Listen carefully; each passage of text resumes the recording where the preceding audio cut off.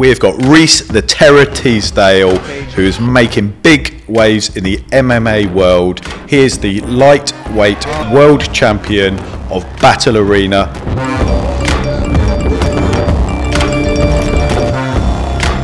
From Luton as well, you're either good at football or you're good at fighting, right? I was good at neither. How did you kind of go from that to actually getting into Becoming fighting? a fighter? Yeah. There was something in me where I always kind of knew that was like something I was interested in. This was the Reise Teasdale show.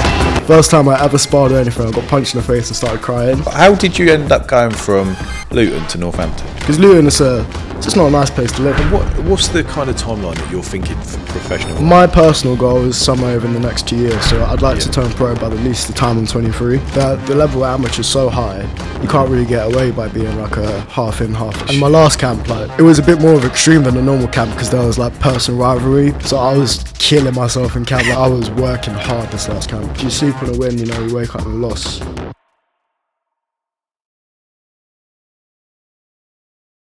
Hi guys, welcome to today's episode. We've got Reise the Terror Teasdale, who's making big waves in the MMA world. He is the lightweight world champion of Battle Arena. Pleasure to have you here today, mate. Really, really good to have you. So, I've got so many questions I want to ask you. I'm absolutely delighted that you've come down today so we can kind of pick your brains, find out about your journey and what kind of hopes and aspirations you've got for the future. But tell me how it all started. What's your background? What was life like growing up for Reise? So, as a young kid, obviously I grew up in Luton, and then in what way, like, how did I start fighting, or how was life growing up? Well, how was life? I mean, firstly, Luton, home of the Tates. Yeah. So great place to come from. Yeah, what was it like just growing up? What was it before you got into fighting? What was it, you know, have you got brothers, sisters? Yeah, I've got one brother, 2 sisters, and then living in Luton, life was kind of hard because we've been like up and down everywhere. Yeah. So I was born in London, lived in Devon as a baby, and then I grew up most of my life in Luton until about 14, 13. Okay. And it was pretty rough, man. Like, there's a lot of rough schools, rough areas. I grew up in Lucy Farm. So oh, really? Oh, wow. Okay. I had an older brother to look out for me, and then my sister was in London still, and then my other sister was out. Wow. But yeah, it was a lot. And then in school, just always causing mischief, like giving my mum headaches. So I was just a bit of a troublesome kid. But this is, you know, this is life, isn't it? This is real life. This is, you know, Lucy Farm in Luton, you know, I've heard a lot of things about that. Yeah. You know, so to come from somewhere like that, what was school like? You said there, you know, you were a bit mischievous. Tell me what kind of things you'd get up to. Oh, I've got a cheeky smile now thinking about it. I mean, another fighter said it, where I'm from. Oh no, Jordan literally said it. Shout out Jordan Vucenic. From Luton as well, you're either good at football or you're good at fighting, right? I was good at neither. I would fight all the time, right? But I'd lose like most of the time. But I just love fighting. So in school, I'd always be that kid getting told off for like play fighting or something. Or I was the chubbier kid always in the goalie, being the goalkeeper. So it was just always fighting and then play fighting in the classes, getting my mum called in. It's just causing mischief all the time. Yeah. But like that, as you do when you're a youngster growing up, you know, not anything too serious until I was older. But it's always causing my mum a bit of mischief. Yeah, this is the thing. I mean, you mentioned football there. I'm not a football fan at all, and I think at school that's all there seemed to be, wasn't it? Like, the only thing that was on offer was play football or rugby, and there was never anything about, certainly at school, about getting into combat sports. Yeah, was there? So so you're a kid, you're trying to like play fight, you're doing this, and you get shoved in goal. I mean, how did you kind of go from that to actually getting into becoming fighting? A fighter? Yeah. I don't know. Like, we had a conversation before about boxing. There was something in me where I always kind of knew that was like something I was interested in. Yeah. Because I must have been about 7 years old, and my mum had taken me to a karate class. Oh yeah. And I loved it. The second I got in there, they was having us do like side kicks, this and that. I was punching in my thumb like this, about to break my hand. And then I just loved it, but my mum wouldn't let me go back because she was just like, nah, no way. You're going to end up being a bad kid, like, beat up the other kids. Really? So I was like, fine. But then once I was older, that's how I was like, no, you're not telling me no, now I'm going to boxing. Yeah. And obviously I thought I was going to be a professional boxer for a while. Yeah, so that's the thing. Certainly when I was growing up as well, there was just karate, wasn't it? Like, why is that? Like, why was there? It was just like karate. There was nothing else, was there? It was... karate? Well, at my age, it wasn't so much like that, but I think definitely in Luton, because I didn't go to the other gyms yet. Like you said, the Storm gym where the Tates went to. That's right, yeah. I was just in like Lucy Farm, so we mainly had the boxing gym. And then the karate was up the road, but I don't know, it's just like, I think before jiu-jitsu was shown on MMA, it was just a lot of karate, aikido, this kind of stuff. Yeah. It was more the traditional martial arts until we started realising that jiu-jitsu's king. This is it. And you said that, I mean, you said to your mum, no, I'm going boxing. Like, talk to me about that. Was there a lot of, you know, at home, how was that? You know, if your mum's there and she's like dead against something, but you're wanting to do it, like, tell me what that was like. I don't think she was dead against it. I think she, because again, I was a little kid, like a bit chubby, so I just don't think she could see me being a boxer. Yeah. And then once I actually started it, because I was that kid who'd pick something up, do it for like a week, then get bored of it. I think after about 2-3 years, she was like, oh, he's actually like taking this seriously. And then once we had moved from Luton to Northampton, and she seen like the first day I was here looking for gyms. Luckily enough, one of the biggest gyms in Europe was around the corner. Yeah. But I think she just knew I took it more seriously. I just enjoyed it. This is it. In you know, how when you were in Luton and you just started boxing, how often would you go to the gym? Like, how often would that be? What was it initially like? Were you just turning up, not really knowing what's going on, or what was going on? I'd go as much as I could. I think it was like 3 days a week. Yeah. But I'd be there for the kids session, then the adult session.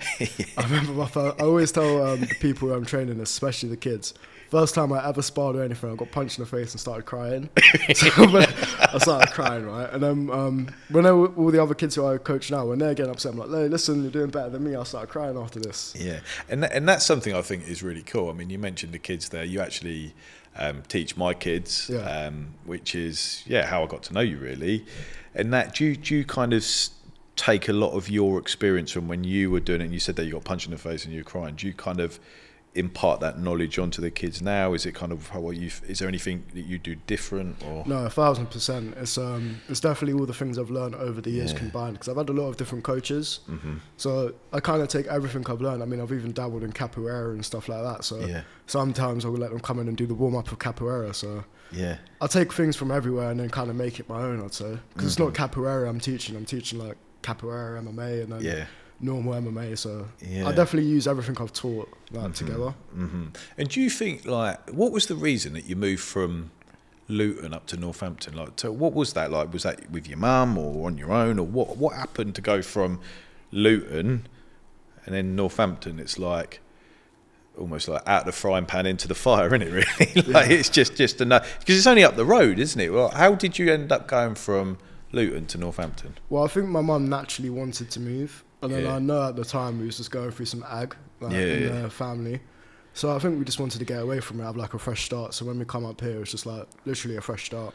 Yeah, because Luton is it's just not a nice place to live, man. And I'm sure you've been there a few times. It's just to the airport to get out. I mean, when I walk around here, some people tell me it's like, oh, there's a few rough areas like King's Heath, this and that.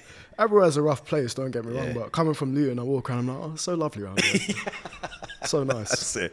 I always say, like, the thing, I probably shouldn't say it, but it's always like, with Luton, the best thing about it is the airport, because you can get out. Yeah.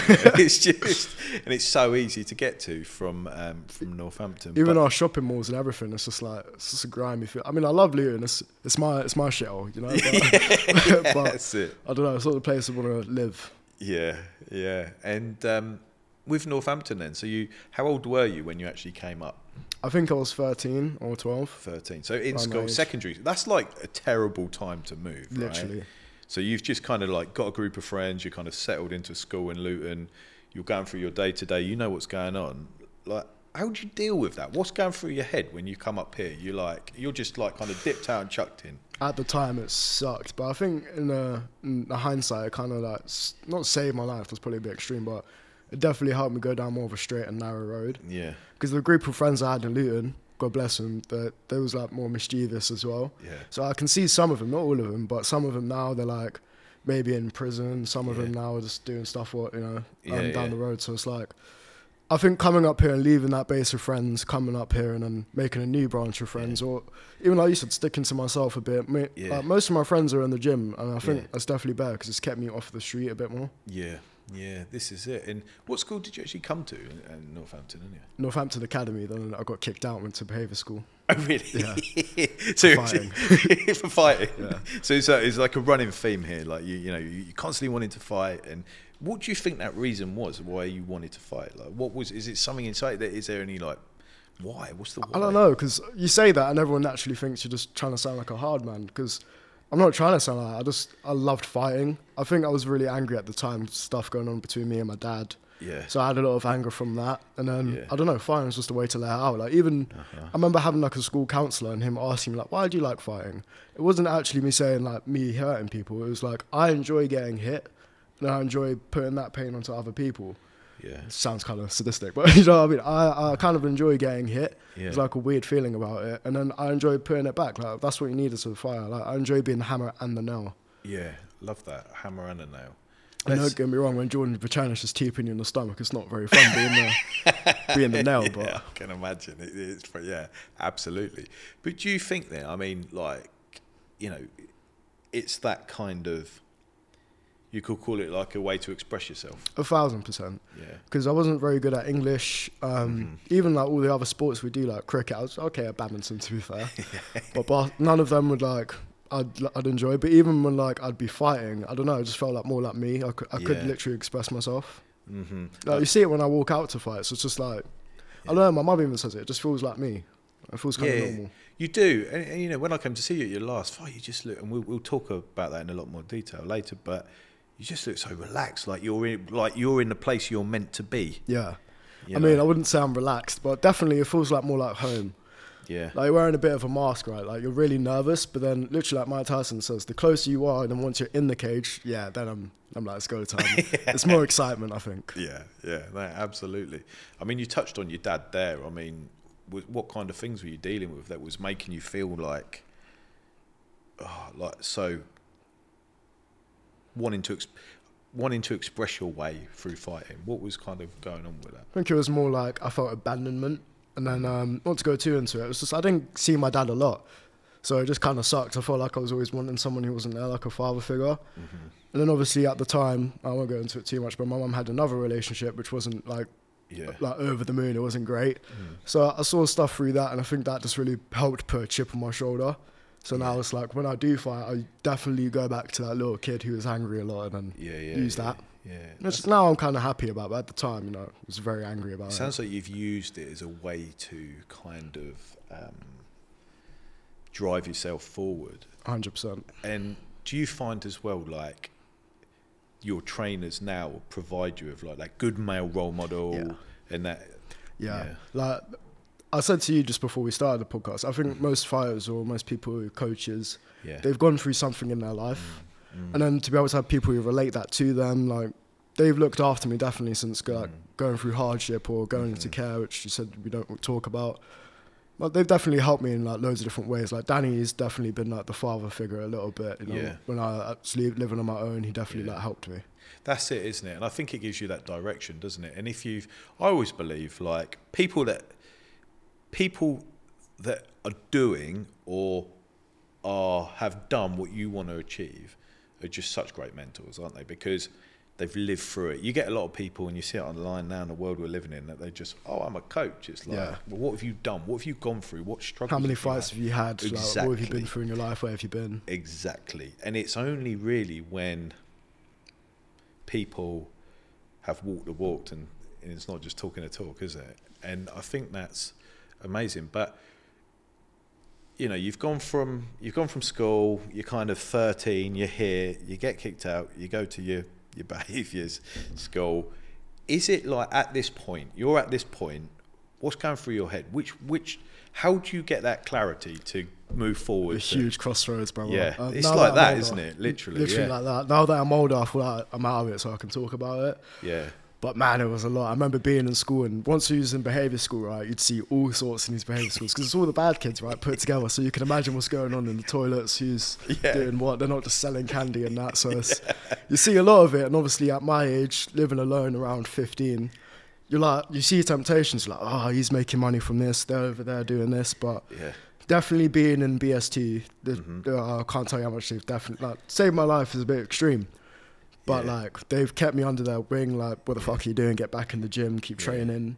And then now that I'm older, they've like employed me a little bit. It's perfect. Yeah, this is it, and it's getting that clarity, isn't it, of which kind of road you go down. Because It's almost if you go one way, you could end up in jail, but if you go this way, you could have a really successful Well, it's career. funny you say that. Like my very close family member, he's in jail now, and he's been in there since about 18, and he'll be about 21 in like a few months. So like my family's gone through it, man. Yeah, this is it. And this is it. And you know, we talked about before, didn't we? You know, about people having options, and you can either choose to be a victim or you can choose to control your destiny and do everything you can within your controllables to get that sorted. And you've gone on that latter path, haven't you? You've kind of controlled what you wanted to do to get to that. So you get through there, you've kind of, you know, you've finished school and all of that, you've come out of there.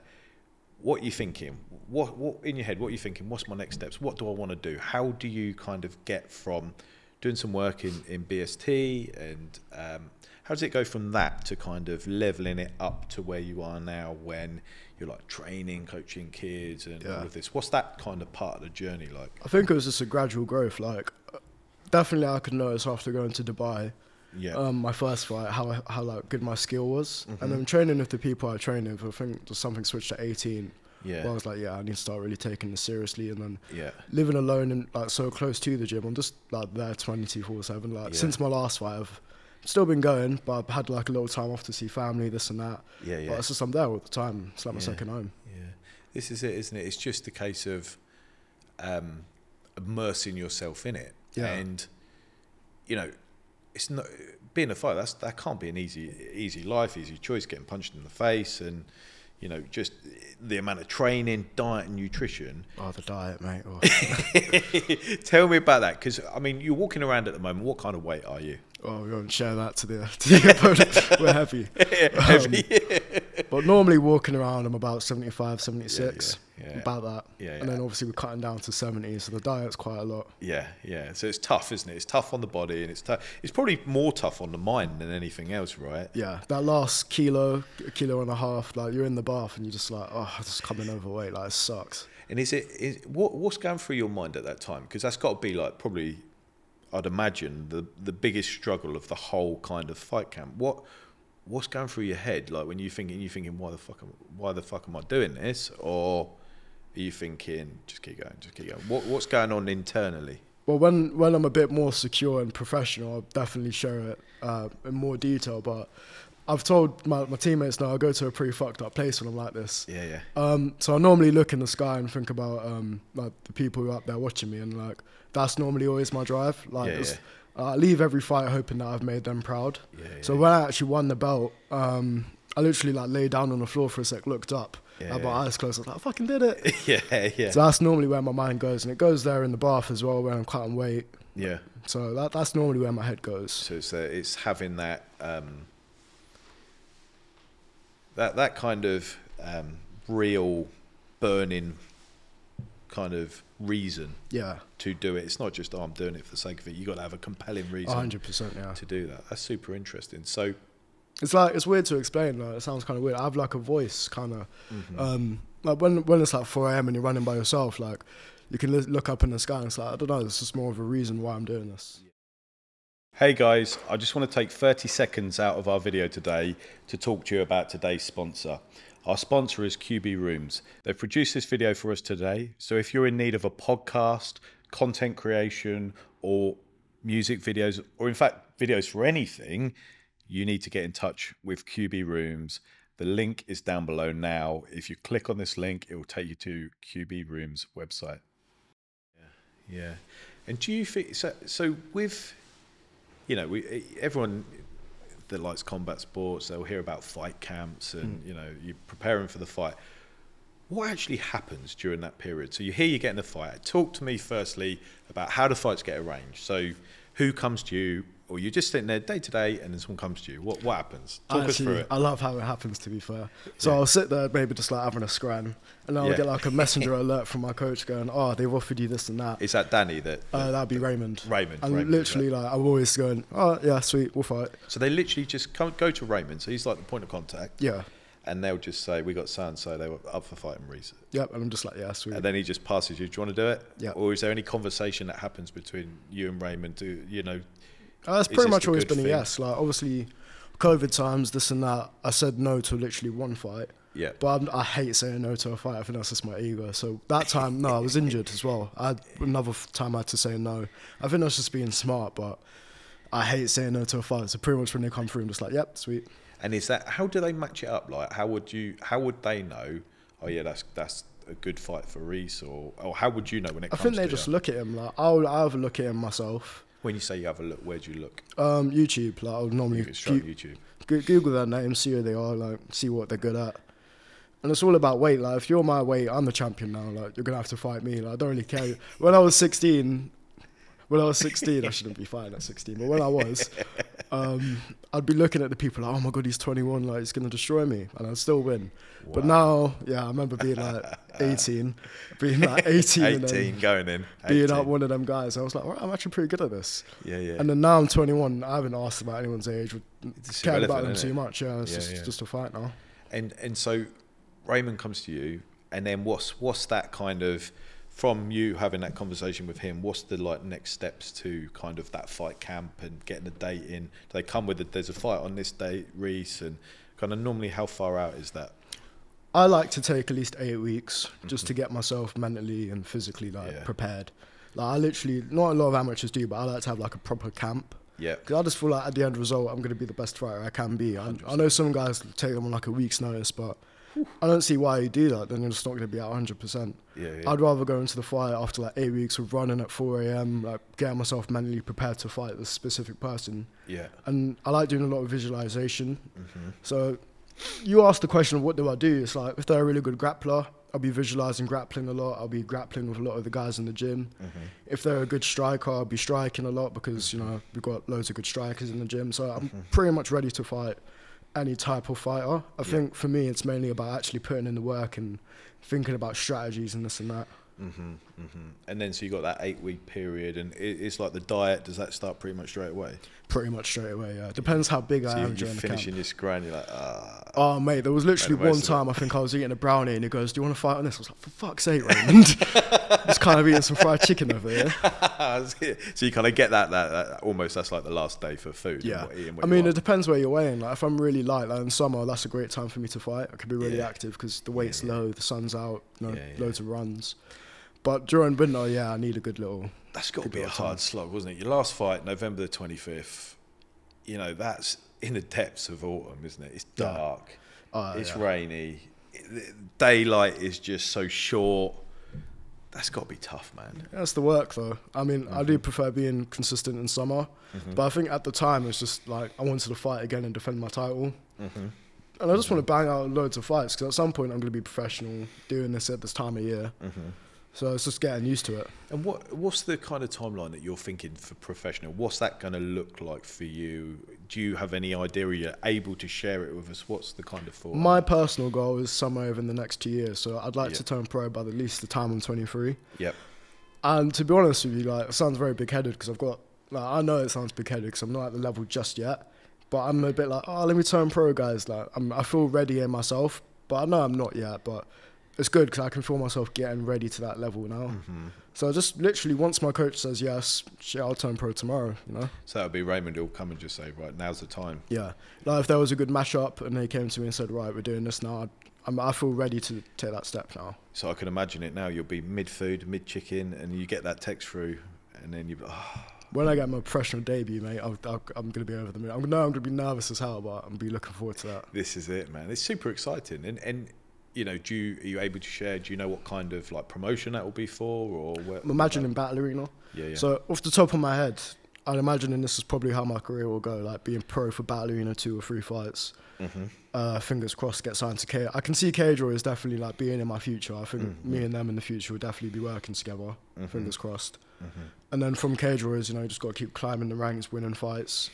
And then hopefully, you know, get signed. It's kind of harder than football. Like, there's only a certain few who will get chosen. So you just have to keep grinding. And if not, then PFL or something like this. But everyone's goal is the UFC. So do you think as well, it's like, I mean, you liken it there to like getting into like professional football. I mean, how has that changed over the last few years since, like, you know, UFC's evolved and PFL and all of that? What does it take now to get to that kind of... That next level? Yeah. Just consistency, I think. I think a lot of guys look at the sport is like a marathon where there's some guys who have had like 6 fights in a year, and it's just, I think that's silly. When I'm professional, I'm going to be fighting like maybe 3 times a year, hopefully. Yeah. Not straight away, but you know, once I hit 25, 3 times a year. Yeah. I just wouldn't want to rush everything. Like right now, again, I don't want to give my record away, but I've had quite a few fights, like, and I think I'm banking on my experience. Like in my last fight, especially, I could feel that guy didn't have the same experience as me in them fights. Well, you absolutely destroyed him. I mean, you've kindly given us some footage that we're going to put into the video as well, so you can see that. But you know, absolutely being there. I mean, my view was you were just working on completely different level. You were just so much better, and I guess that's, you know, how you've mentioned there, like about how you treat a fight camp, that you treat it like a proper fight camp, as if you were already professional, compared to someone that's maybe taking the fight on a week's notice. And that's how you need to be at amateur. Yeah. The level at amateur is so high, you can't really get away by being like a half in, half. Like I don't even work now because I do just like as much as I can. And my last camp, like, it was a bit more of extreme than a normal camp because there was like personal rivalry between me and the lad who I was already like matched up with. Yeah. So I was killing myself in camp, like 4 AM runs, like pushing the sled, lifting heavier than ever, sparring extra. Like I was working hard this last camp. Do you feel as well? Do you have, in your back of your mind, are you thinking what your opponent's doing all the time? I just wanted to smash his face in, to be honest. I was just looking forward to it because he eventually pulled out, so I didn't get to fight him. Yeah. But I was just looking forward to that fight. Like, again, I mentioned it, I wanted to be a little bit hurt because it's a bit of a dangerous start, but it's, again, not really on my level. But I was looking forward to being hurt and showing him that I'm right here, like, about to hurt him back. I was really looking, that would have been a good scrap. Yeah. This is it, isn't it? And it's kind of, like, you dedicated your whole life now, haven't you? That is the path that you. It's plan A. Yeah, that's it. And there, you haven't got plan B because you don't need one. Yeah. That's the mentality and the mindset, isn't it? Yeah. You know, I think when you start thinking about a plan B, it's almost like you haven't even got self-confidence that you're going to achieve what your goal is trying to be. I don't even need to be like the best in the world. Like on one of my Instagram posts, I put, I don't need to be the best in the world. I just need to be the best to create the world I want. Like, I remember someone who used to train at our gym said to me, like, I don't really want to be famous, and I just want to have a good life for my kids. Like, I definitely want to be famous, but I want to have a good life for my kids and just live a bit humbly, you know? Yeah, this is it, isn't it? Like, if you look at someone like Khabib, you know, a humble guy, isn't he? Yeah, he's a humble. Oh, it's a bit too humble for my life. so a bit of a, you'd be a little bit more. You got to give and take a little bit. Yeah. You got to be a bit fun. But that's it, isn't it? It's kind of almost let your actions do the talking when you're in there. You know, that I think that's so much more important, isn't it? So in terms of, like, I mean, you know, your coaches like Raymond, for example, how did you get to know Raymond, and how was that relationship developed over a period of time? So as I say, when I moved up here, I found BST, and I originally started kickboxing with Chris. Okay, yeah. So he was my original kickboxing coach, and I was with him for like 2 or 3 years, dabbled in the MMA. Yeah. But like everyone, he probably starts jiu-jitsu, so I was like, oh, it's a bit gay, isn't it? So I just stuck to the kickboxing. But then I remember training my mate Dennis Kristescu. Yeah. He was so good. He was like half my size. He could tap me out left, right, and centre. I was like, oh, I need to learn this jiu-jitsu stuff. So that's kind of when I started going back to Raymond's classes and doing stuff like that. And I was like, whoa, like this is pretty good. And then my first fight, I lost wrestling, and then pretty much just dedicated to MMA. Like I went full into MMA. Yeah. So I kind of broke off from the kickboxing and just focused on my grappling where I was weaker. And now you can see I can beat people with my grappling. Yeah, by focusing on what you considered as strength, and it's having that kind of self-awareness, isn't it? To go, well, actually, I'm not as good at that, so I need to focus more time on it. And I think sometimes people can, you know, in any area of life that they're doing, they can think they're just not aware, are they, of like what the crack is or what's going on. And I think certainly, well, you know, you're at such a young age, being able to go, well, you know, I need to work on that, and I've already got a kickboxing skills. I'm pretty good at that, but if I focus on my jiu-jitsu and my grappling, then I'm going to be really good in MMA. I think once you have a person slam you almost on your head 3 times, like, oh, I'm gonna go learn some wrestling. No, this is it. And I mean, talk to me about your other trainers as well, because you kind of got a whole team behind you, haven't you? Really, when you're going into a fight, it's really good actually, because like I said, BST have taken me in. Yeah. So pretty much everyone just trains me. Like, we've got my boxing coach Lee Edwards. He works a lot with my hands, but he's a really good coach for MMA, to be fair, because he won't just do it for like strictly boxing. He'll do like a slip into a takedown. You see like loads in my fights. Yeah. Like they'll be trying to overthrow, because a lot of guys just throw willy nilly. open up their hips. I love that phrase. Willy-nilly. Yeah, just throw willy-nilly. And I'll just take their hips, and the takedowns are just there because we drill it constantly. Yeah. And then you've got my new striking coaches, Marion Vitrilla, and then Jordan Vicenic. Jordan Vicenic has just opened up my striking game a lot. Like, I tried to strike a lot like him, and you see it in my last fight. I've almost finished 2 of my last fights just like him. You know, on the back, almost finishing it with that choke. Yeah, yeah. So I got them 2 as my striking coaches, and then Danny Batten, Raymond Paul, both my MMA coaches. Danny's obviously the head coach. Yeah, yeah. But they always just take time, like an hour after the class, they'll pull me aside and do pads with me. And you've got Danny Batten, the previous Cage Warriors featherweight champion. I'm learning and picking his brain. You've got Jordan Vicenic, the featherweight champion. He's telling me stuff what to do, like doing sparring rounds, pad work, watching film with me. So I got a sick team around me, to be fair. So you literally watch film back of you as well and critique. Yeah. I'll do that more myself after the fight, but then just before a fight, I'll show them the opponent, be like, what do you think, this and that. Yeah, and they kind of dissect it. And do you get a bit of at that stage as well? Are you getting kind of like a game plan for the fight? A little bit. Like, Danny Batten told me at the start, it's a bit like a spidey sense. So the plan with the last lad was to actually strike him a bit, but I could just feel second he grabbed me, he just wasn't as strong as me, and he kind of panicked. Like I said, he doesn't have like that much experience as me. So when we went to the floor, I could just feel mistakes, and I just thought that was Jordan said, take the path of least resistance. So I could just tell I was going to win it like that. What a great quote. Take the path of least resistance. Make it easy for yourself. Literally, yeah. Win where it's easy. And when you were in that fight, were you just literally, like you said there, he grabbed me and I could feel he wasn't as strong and he panicked? Yeah. Could you actually feel that? I could feel him panic, yeah. If you look in the first part of the fight, he tried to do a lateral drop. I've actually made the same mistake in my fight in Dubai. So he tried a lateral drop and then I just landed straight in his guard. I was like, yeah, you're panicking here, son. I could feel him like not really trying to do an MMA fighter's kind of stuff to get up. He was trying to do jiu-jitsu. From there, I'm such a good jiu-jitsu, I'm not sick, but I'm good at jiu-jitsu, you know. I'm very hard to tap in the guard. So from there, I just kind of knew, like, I'm just going to be able to punch you up and then make you tired. Yeah. A bit like Khabib. Yeah, yeah, yeah. Just wear him down. Yeah, I'm like the Jamaican Khabib, man. The Jamaican Khabib. I love that. Do you go back to Jamaica or do you ever go out? I need to go. I've got loads of family out there. My sister's been, but I haven't been lucky enough to go yet. Yeah, and that'd be, what an interesting place. I've not been myself. I'd love to go as well. It's Who wouldn't? Well, this is it, isn't it? It's sunny, hot, you know. Maybe you could go to like relax after a fight. Just chill out. Go drink a coconut, something like that. Yeah, well, that's amazing, isn't it? Like you think, but I've actually got quite a few Jamaican clients. They're super interesting people, always really laid back, chilled out. Sometimes to the point where you actually have to kind of like wake them up a bit. Yeah, to like it's meant to be done yesterday. Yeah, you know, and it's like, but you're working and you're just going. Irie, man, come on, we'll get to it. Yeah.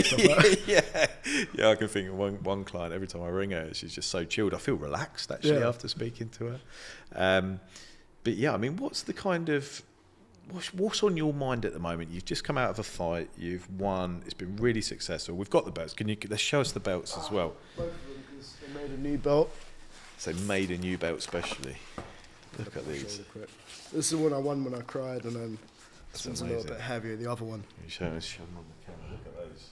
Absolutely amazing. It's got a bit of weight to it, you know? Yeah, it does, isn't it? And then this one's a little bit lighter, but this one I think is my favourite. This one, yeah. When I won this one, I started crying. Isn't it? There we go. Look at that. Champion belts. How does that feel, man? All that hardship that you endured over the years to having it. How does that feel? If you could summarise that, how would you summarise it? A bit surreal. Like, I feel like it's quite a big achievement because in the UK you've got 5 big amateur organisations. You've got Fight Star Championship, Battle Arena. There's a new one called BMF.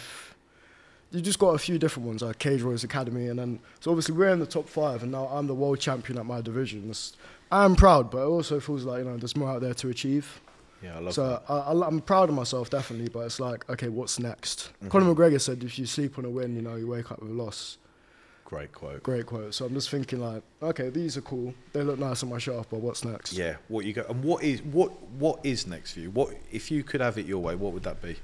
If I could have it my way, shitty bum to go pro with. But, probably another fight, probably another high level fight because now I'm the world champion. So just take on another contender, maybe go to a different organisation. Pretty much wherever my coaches want to do, like I put full trust in them. So wherever they want to do next. I think a grappling comp will probably be very next. Go do another grappling competition. I think I like grappling as well because it's like you get more experience and less of the fight. Yeah. So just before my 21st birthday, I had my 21st birthday. Day after, I won a grappling competition. So that's how I'm always going to remember my birthday now. That's amazing, man. Yeah. Because it sucked. I was literally like with my mate Cameron, and I was thinking like, oh, I'd love to go out right now. You know, I was like, Cameron, should we just go out? And he was a really good friend. He was like, nah, you've got a competition tomorrow, this and that. Yeah. So I was like, It's got your back. Yeah, literally, he's a good that. friend. So I was like, oh, all right, you're right, mate. So I went to sleep, and the next day it was well worth it because I just smashed everyone. Yeah, and you had that rest, and then you can go out that night. Yeah, literally, I went out that night, and that was fun. And how would you find that? Obviously, you know, 21 years old, you've got all this temptation around to like go out and stuff like that. How do you deal with that? Like knowing, like, okay, no, this is what I'm focused on. I need to be, you know, healthy, clean. I think my coaches think I love going out and stuff like this, but honestly, I really don't. Even we were together the other day. Yeah, I just don't love it. Yeah, literally, he was coming in customer like, hey, man. I'm not a huge club guy. Like, I love the club when it's like time to enjoy myself after a fight, or just weird enough, before I won the belt, it's gonna be quite embarrassing. I was in the club, I got way too drunk because I was like, yeah, I'm about to fight for the title with my mate. So I was in the club, like actually visualizing the walkout. Like, if you look, I walked out to 6'9". Yeah. Basically did all that same shit in the club. I was, like, I was visualizing my walkout, and I think that actually, in a weird way, helped. I got all my stuff out before the actual fight, like hyping myself up. Yeah, and that's the key, isn't it? And Conor McGregor talks about visualization, doesn't he, a lot? And it works for me in my life as well. No, that is super interesting. Do you think then, almost like once you've had a fight, you can feel like you can enjoy going out more now? You've got like the spoils of war, and you can like appreciate the win and celebrate the win. Right after the fight, not so much. Right after the fight, like I told you, I go to a bit of a weird place when I win and before the fight. So it can be weird. Like after my fight this time, I did just pretty much chill. But before the fight, like I said, I looked up at the sky. I was just like, Mike Tyson said it, sometimes you're almost not done with the fight. Like, I'm happy, but it's like sometimes it's like, oh, I'm not quite done. Yeah. Especially when you finish on a decision. Like, I've only got 2 finishes. But there's something not as like satisfactory as like getting the guy out of there. Like when you actually manage to make the guy tap or quit, that's when you're like, okay. Like the most recent fight. Yeah. When you can see him, can't you? Just tapping and going. I've watched that like 100 times. Yeah, it's just and everyone's just cheering as well. It must feel amazing. It eggs you on. You do feel like a rock star. Yeah. For me, it's the walkout. The walkout's always my favourite part. Yeah. Because when you are walking out, is that when the nerves are kind of gone? The closer you get into the cage, you kind of like, right, let's go. Yeah, literally. The second they're putting that Vaseline on your face, it's like, okay, it's real now. Yeah. Because you're walking through like the little lane, and you see all your friends there, like lining up to watch you. Yeah. And this is what you put in a whole 8-week camp. Like I couldn't imagine doing it for a week. Cause I like that whole time preparing myself for it. So you've got that whole 8 weeks, and then bang, now here I am, and I'm ready to go. Like, put all the work in. It's all that hard work done and dusted, isn't it? At that point, it's amazing. It's so amazing to see like how far you are progressing, and what's really good as well is like how you're giving the knowledge to the kids, man. Yeah. In the classes, they respect you so much. They just think you're brilliant, and that's, you know, not a lot of people would do that. Yeah. And you can really see on your face how you enjoy that more. As like other people are like, oh, I've got to do it, you know. Don't get me wrong, like a week out before a fight and you're all drained, you'll be like, come on, just listen. But no, honestly, I love it because I started in them classes, so it's like you're kind of helping everyone get on their way. Yeah, that's it, isn't it? And it's giving back, isn't it? And, you know, I believe, you know, you can pay things forward in life, can't you? And karma always comes round, and it will always come to you. And, you know, being a man of your word and saying, right, we're going to do this, and it, you know, being there for people, like you said, it's good karma. Like without the teaching and showing effort, I imagine I wouldn't have been on the podcast now. And I imagine like helping coach other guys, other kids. I've gotten sponsors through that. People have just said it's really cool. Yeah, it's super cool. And it's lovely to teach kids, like again, like your daughters, people who are like really interested in doing it and enjoy being there. Then you just like, there's something like wholesome about it. Yeah, and I think as well, certainly for kids these days, like, they need to have a bit of self-defense about them, don't 100%. they? You know, they're stuck in this world of scrolling, and there's nothing there, and kids are getting obese and not exercising. Like for my girls, like, you know, it's like super important that they're active. Yeah. And they were just like, you know, because I'd always been training, like, you know, kind of bodybuilding and stuff like that, and then I was just like, they were always fighting at home. Yeah. And I was like, well, I'm going to take them to the gym because I know they do fight classes. And that's how they got into it. And they've been going about a year and a half, haven't they? But, and they're starting to really pick up. Now it's been like, they're starting to get it. It's good to see. And this is the thing. And you know, they're only, I mean, 10 and 11, and they started a year and a half ago. So they're getting a good age to do it, aren't they? Like yourself. Athena's got a mean spinning back kick on her. She has. That's my favourite kick as well. And this is it. And this is why I started doing like the pads with you, to keep my fitness up. You know, I'm terrible and I'm a lot older. Yeah. But it's even when I've had a session with you, you know, in lunch to break up my day, busy schedule, I just feel amazing, man. Yeah, we say it's the mental clarity after training as well. Yeah, you definitely feel that. Oh, I feel so good. But, you know, how would you balance your kind of professional life in MMA and your personal life? How would you balance that and like kind of getting that all in? Because you're dedicated to the game. You kind of can't. I mean, no, you kind of can't. When I'm at home not fighting or training, I'm literally watching UFC fights or admittedly watching myself and stuff like that. So you kind of can't. I live away from my mum now, so I don't spend much time with the family. Yeah. I'm just kind of like embedded in that world. Like even when I'm not in the gym, I'm thinking about it. Yeah, this is it. And I love that, because you ask people that question sometimes and they'll give like some generic answer about how they balance work and personal life. But I think to be good at it, you can't. You can't, can you? No. And I think I totally resonate with that, because in my, like basically I have like no personal life now because I'm dedicated to my business and everything I do. And what you're speaking is the God's honest truth. It's true, isn't it? Like 100%. You'll be at home and people ask me like, how can you go runs at 4 a.m? I'm like, because I'm at home just hyped up watching like Hazmatch My videos, thinking I need to go on a run. I just find it easy. It's kind of life now. It's your purpose, isn't it? Your mission. It's what gives you joy in life. No, so I get that, and that's a great question. In terms of, we talk about amateur and pro. What's the main difference? I think the main difference is obviously skill-wise. You've got a lot of people who are like, kind of training wise, like I said, like they'll do it for like a week. Yeah. As when you're pro, you're getting paid for it. That's like your real record now. So then you're putting like a real camp in. You're trying to be smart with your matchups. You're probably getting paid not as well, but you know, a bit better. I'd say the elbows and the knees as well. I can't wait to throw an elbow and knee in a fight. So I'd say those are the main differences. Just like 1 or 2 skill sets you can do. Yeah, getting that pinky down. Like. Getting the pinky down, literally. Man, I love that. So that's the main difference. And in terms of where the money comes from, is that from like people like Battle Arena, or is that mainly sponsors? How does that work? What's the kind of splits look like? I get ticket commission. Okay, for even now. Okay, cool. So now I get ticket commission. So if I've sold like 30 tickets, I'll get like 10 or a ticket, something like that. And then sponsors help out the most, really. Between like, obviously I've gone to train down in London twice now. I found that really beneficial, so sometimes sponsors help out with little stuff like that. So the sponsors are really important, to be fair, because obviously you can't fight every single weekend. I think that's stupid too. So the sponsors help fund the training. Yeah, and like we said, we'll be, you know, for your next fight as well, we would love to sponsor you as well. Thank you. Which is absolutely amazing.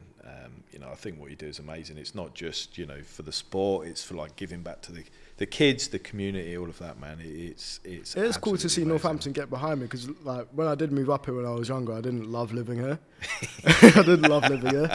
And then now that like I'm winning belts and stuff like that, and people are approaching me in the club, because I didn't have loads of friends in school either. Like you say, it was a bit of a bad time to move up here. Yeah. So when I have like achieved some stuff and people are coming up to me now, I feel a bit, you know, prouder to be walking around and stuff like that. Yeah, it's achievement, isn't it? You know, and that can be in life, that could be any achievement, right? Yeah.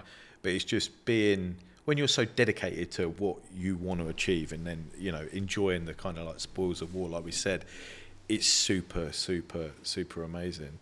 That's it from me. I am so grateful that you came today. I really appreciate your time that you've given me. Awesome. It's absolutely amazing. So just wanted to thank you for coming on, mate. Thanks a lot for having me, man. No worries, man. That's really fun. Thank you. Hey guys, hope you're enjoying the Alpha Chats podcast series. We really appreciate you watching. If you're enjoying, please subscribe. We're trying to get up to 1,000 subscribers, which means that the more subscribers we get, the bigger reach we have, the bigger, the better guests that we can get on. Thanks, guys.